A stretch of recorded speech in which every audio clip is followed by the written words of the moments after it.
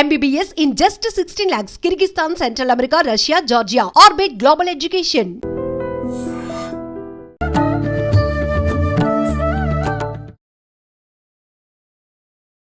నమస్కారం. Welcome to I dream. ధర్మ మార్గం విత్ విజిత కార్యక్రమానికి స్వాగతం.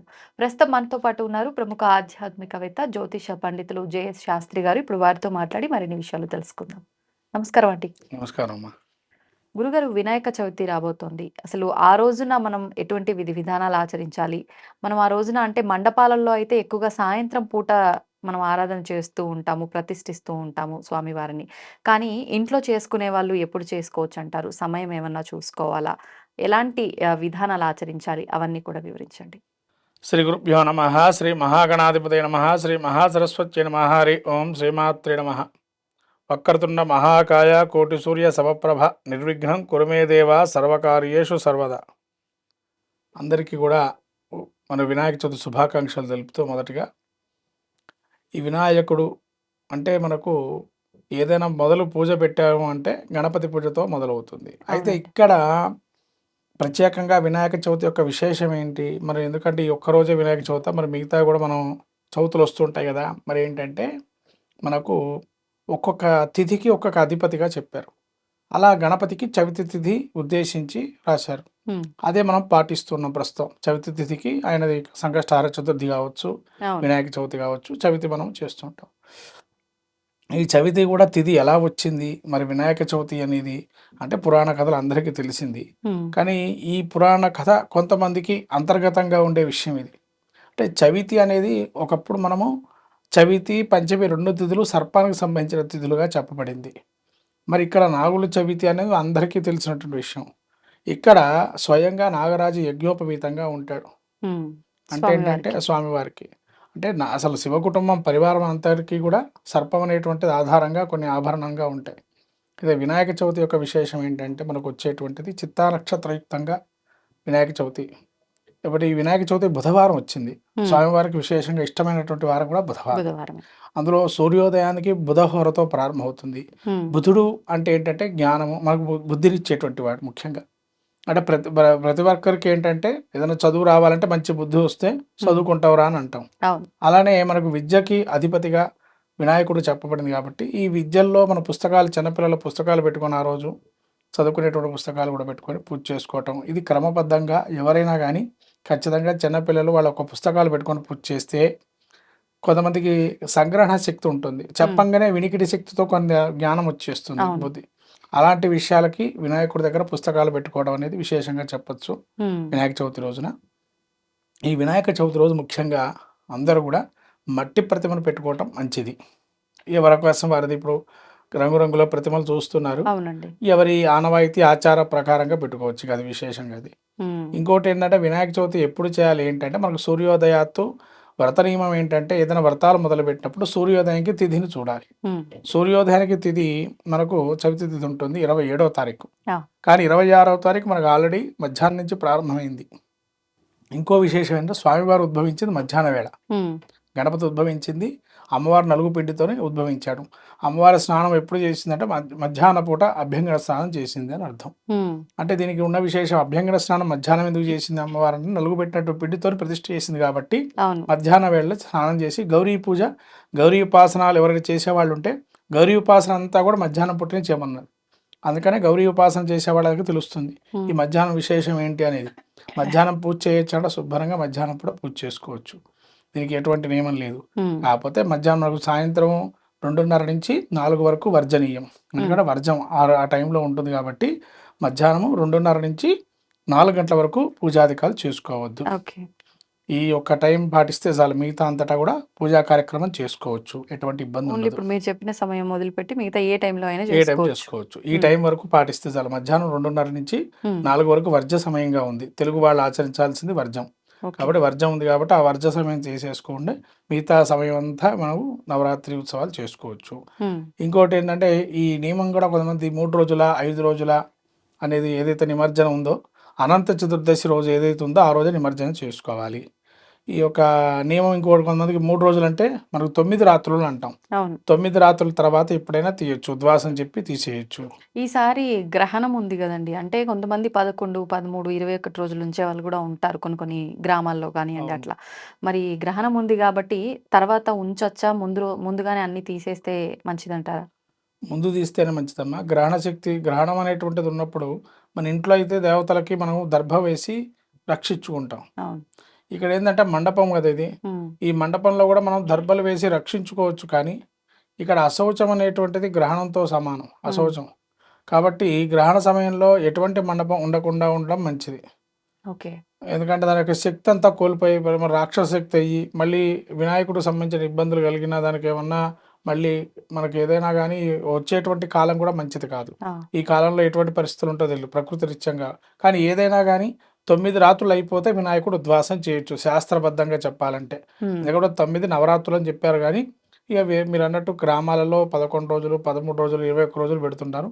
ఈ ఒక్కసారి మాత్రం వారు గూడా దీన్ని గ్రహణాన్ని తీసుకొని ముందుగా చేసుకోవటం మంచిది. ఓకే. తర్వాత వినాయకుడికి అత్యంత ఇష్టమైంది గరిక. గరికతో అర్చన చేసుకోవాలి. హ్మ్. ఎవరి దగ్గర ఏకవిశంతి పత్రి లేకపోయినా కనీసం గరికతోనన్నా ఆ పత్రి పూజ చేసుకుంటే మంచిది. హ్మ్. అందరి దగ్గర గరిక ఉంటుంది కాబట్టి ఈ పత్రి అంటే అందరూ కొనలేరు. ఇంకో విషయం ఏంటంటే హ్మ్. బయట బజార్‌లో పత్రి అమ్ముతా ఉంటారు. అవును. అది ఏది కరెక్టా? ఏది రాంగా ఎవరికీ తెలీదు. గరిక అంటే గుర్తుపట్టొస్తుంది. తులసి గుర్తుపడతారు. అవును. కొన్ని కొన్ని చిన్నది పత్రులుంటాయి. అవి గుర్తుపట్టగలుగుతారు. కాబట్టి అటువంటి పత్రం గుర్తుపట్టలేం కాబట్టి గరికను పెట్టి ఆరాధన చేసుకుంటే మాత్రం వినాయక చవితికి చాలా మంచిది. హ్మ్. తర్వాత ఉండ్రాళ్ళు ఖచ్చితంగా పెట్టాలి. ఏది నియమబద్ధమైన నైవేద్యం ఏంటి అంటే ఉండ్రాళ్ళు. హ్మ్. ఈ ఉండ్రాళ్ళు గనక నైవేద్యంగా పెడితే హ్మ్. తర్వాత పాయసాన్నము, ఉండ్రాళ్ళు యథాశక్తిగా స్వామివారికి బెల్లం. ఆ! బెల్లం అనేది చాలా ముఖ్యమైనది గణపతికి. బెల్లం పెడితే ఆయన యొక్క ఆనందం ఇంకోటుండదు. హ్మ్. ఇంకోటేంటంటే బెల్లంతో పాటు స్వామివారికి అత్యంత ఇష్టమైనటువంటి ఒక ప్రాయశ్చిత్తం ఉంది. ఏంటండి? గణపతి పూజలో ఎవ్వరైనా గానీ పూజ అంతా చేసిన తర్వాత ఎక్కడైనా మనం వ్రతం గానీ, మంత్రం గానీ, క్రియలోపం ఉంటే ఏంది ప్రాయశ్చిత్తం అంటే హ్మ్. మనం శ్లోకపూర్వకంగా చెబుతాం. అవును. స్వామివారికి అలా కాదు. గుంజీలు. గుంజీళ్ళు తీస్తే గనక 4 గుంజీళ్ళు హ్మ్. ఖచ్చితంగా ప్రాయశ్చిత్తం చేసినట్టు. అప్పటికప్పుడు ప్రాయశ్చిత్తం అది గణపతికి. ఓకే. అంటే ఓకే. ఇదేంటండి ఈ గుంజీలు తీస్తే అంతా అంటే హ్మ్. స్వామివారికి ఆనంద స్వరూపం. అందుకనే మనకు పురుషాత్పరం అంటే ఏదైనా గానీ ఆనందంలో ఉంటాడట. ఆ ఆనంద స్వరూపమే గణపతి. హ్మ్. ఎవరైతే చిరునవ్వుతో నవ్వుతూ ఉంటారో ఏదైనా పని సాధించినప్పుడు శుభాన్ని చేకూరుస్తుంటది కాబట్టి అది ఆనందంతో సమానం. హ్మ్. ఆనందమే గణపతి. ఎప్పుడైతే ఆనందపడతాడో ఆ మనిషి ఆ ఆనందంలోనే గణపతిని చూసుకుంటాం. హ్మ్. అందుకని ఆనందంలో ఆయన ఏదున్నా గానీ ఎంబటే కోరిన వారాన్ని ఇస్తాడు. నవ్వుతూ ఉంటే పని సాఫీగా సరిగిపోతూ ఉంటుంది ఇక. అవును. ఇంక ఆలస్యం లేకుండగా. అందుకని అందుకనే ఎవరైనా ఎక్కడికైనా మనం వెళ్ళినప్పుడు పనికి పోయేటప్పుడు గణపతి దండం పెట్టుకొని వెళ్ళండి అని అంటాం. హ్మ్. కారణం ఏంటంటే కార్యసాధనం తొందరగా అవుతుంది. విఘ్నాలు లేకుండా ఎటువంటి ఉంటాయని. విఘ్నాలు లేకుండా అవుతుందని చెప్పి. హ్మ్. తర్వాత మళ్ళీ గణపతికి ఆరాధనా క్రమంలో హ్మ్. ఉద్వాసన చాలా ముఖ్యమైంది. ఎందుకంటే గణపతికి ఎంతో ఆకలి వేస్తూ ఉంటుందట కైలాసంలో ఒకరోజు. ఆ! ఆకలి వేసినప్పుడు ఈయన పెట్టినటువంటి పదార్థాలు ఏవైతే వినాయకుడు పెట్టిన పదార్థాలని తినేసేసి హ్మ్. వచ్చిన తర్వాత ఆయన కూర్చుంటూ ఉంటాడు. హ్మ్. ప్రత్యేకంగా 4 నామాలు చాలా ముఖ్యమైనది గణపతిలో. ఆ! అదేంటంటే గజాననుడు, లంబోదరుడు, ఏకదంతుడు, హ్మ్. ధూమకేతువు. హుహు. ఏంటంటే ఈ నామాలు చాలా ముఖ్యమైన నామాలు ఏవంటే ఇది గణేష పురాణంలో చెప్పబడింది. తర్వాత మనకు తిథి ప్రామాణికంగా చవితి తిథి రోజు ఈ దేవతామూర్తి స్వరూపంగా గజానను ఆరాధన చేస్తే కనుక హ్మ్. శీఘ్రంగా ఫలితాలుంటాయని. ఈ ఓకే. గజాననుడు అంటే స్వామివారు ఎప్పుడైతే గజముఖం పెట్టారో శివుడు నామకరణం చేశాడు. గజాననుడుగా పెట్టారు. తర్వాత పార్వతీదేవి లంబోదరుడుగా వచించింది. హ్మ్. తర్వాత ధూమకేతువు సకల కార్యాలన్నీ కూడా సిద్ధించి గణపతి హోమాన్ని ఎక్కువ ఇష్టపడుతుంటాడో ధూమకేతు అని పేరుంది ఆహా! స్వామివారికి. ఓకే. అంటే ఎవరైతే హోమం చేస్తారో ఆ స్వామివారి పేరు ధూమకేతు అని అంటారు. ఆయన పేరు గణపతి పేరుని. హ్మ్. తర్వాత గజానుడు, ధూమకేతువు, హ్మ్. తర్వాత పాలచంద్రుడు గణపతిని పైన పెట్టుకొని ఉంటాడు. అలానే పరివారంలో అందరికీ తెలుసు మీకు అవును. గణపతి పాలచంద్రుడుగా.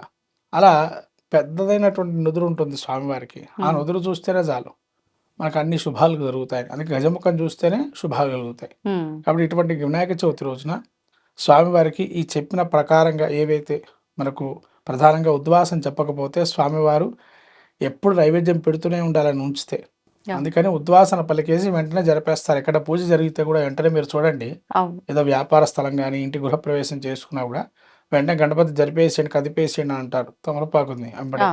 ఎందుకంటే ఆయనకి మనం భోజనాన్ని అంత ఇవ్వలేము, మన దగ్గర ఉన్న శక్తి సరిపోదని చెప్పి. ఓకే. అందుకని ఓకే. చెప్పి ఆ శక్తిని తరుకో, అందుకని అగస్త్యుడు ఒక గరిక పెట్టేసి నమస్కారం చేశాడు, శాంతింపజేశాట వినాయకుడు. అప్పటి నుంచి గరిక పెట్టమన్నాడు. దానికి ఒక కథ కూడా ఉంది, వేరే ప్రబంధాలు వచ్చే దానివల్ల హ్మ్. ఒక పెద్ద కథ ఉంది గరిక కూడా సంబంధించి.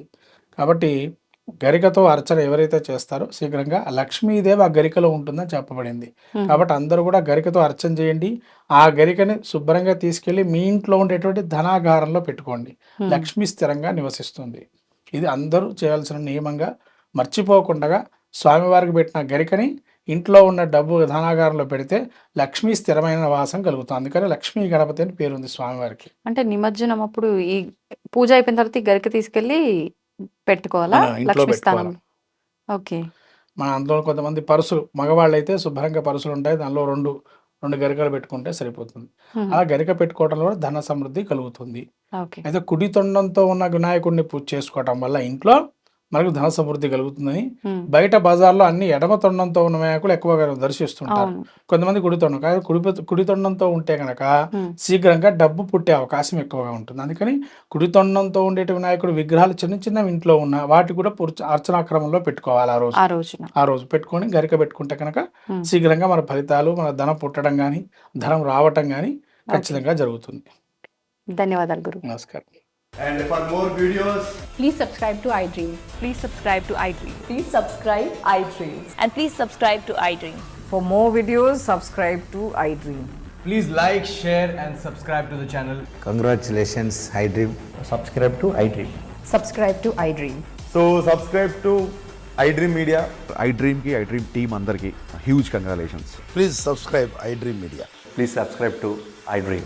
Subscribe iDream. Please subscribe to iDream. iDream అంటే నా కళల ఛానల్ సబ్స్క్రైబ్ చేసుకున్న నోరు తిరుగుతలేదు, మీరైతే గంట గుర్తు కొట్టు. For more such videos, please subscribe to iDream.